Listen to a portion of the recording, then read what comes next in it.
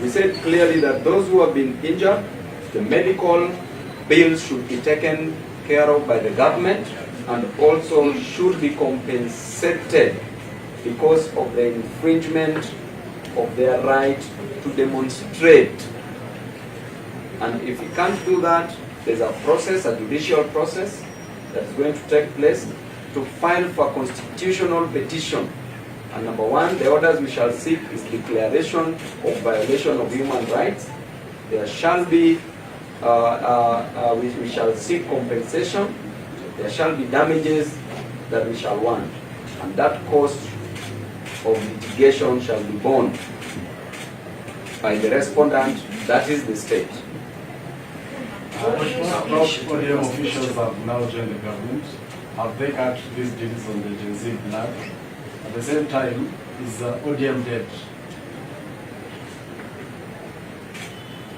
Now, I'm here as Honorable Dr. Babu Owino.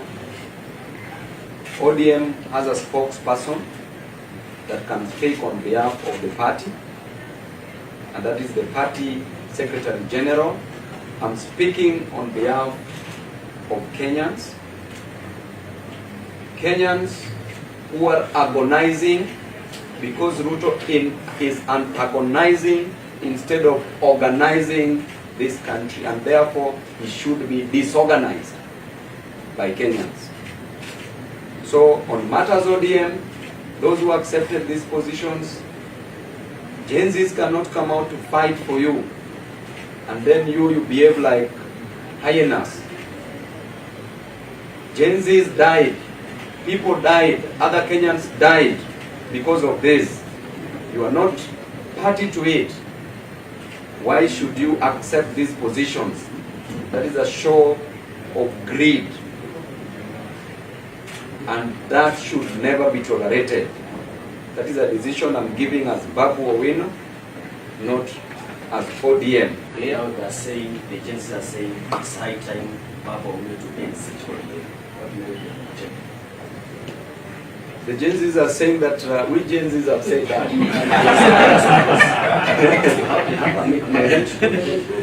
They are saying, Approaching you as the new opposition. Yeah, actually, from today henceforth, I'm the chief opposition leader because there are so many jokes doing rounds. There are so many people who are in the opposition who are now in bed with the government. My interest is to fight for Kenyans. It pains me to see a person who was a fellow member of parliament joining government.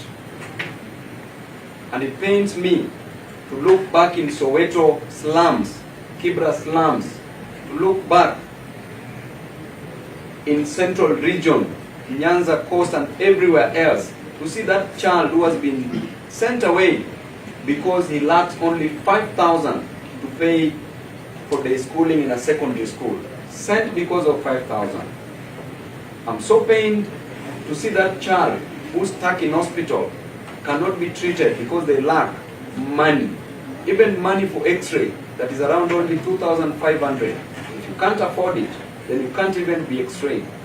I'm so pained to see our young men and women moving around without jobs, seeing a boda rider in the sun from morning to evening, only gaining 50 shillings to 100 shillings in a day, seeing a mama mboga, selling omena, only to get 50 Kenya shillings, 50 to 100.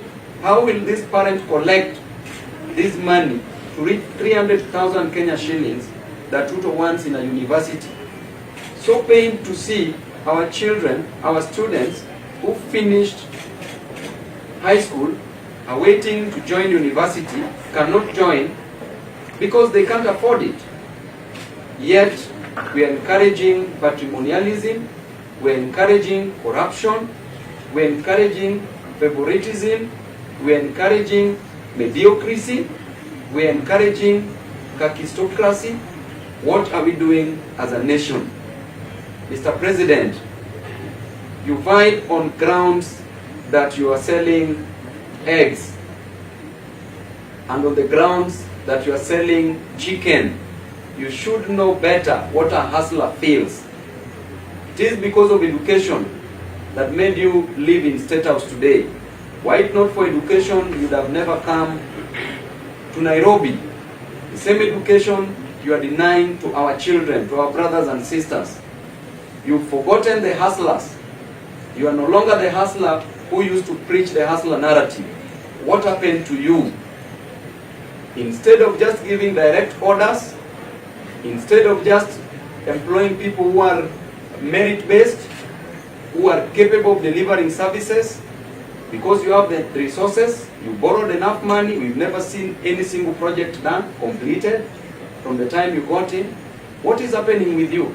Instead, you're turning your back against. You're turning your back on your people. There can never be a government without a population that you are killing now. And this was a decision that was made during the Montevideo conference, that the characteristics of a state, number one, there must be a definite population. Why are you killing the population? What will you have to govern?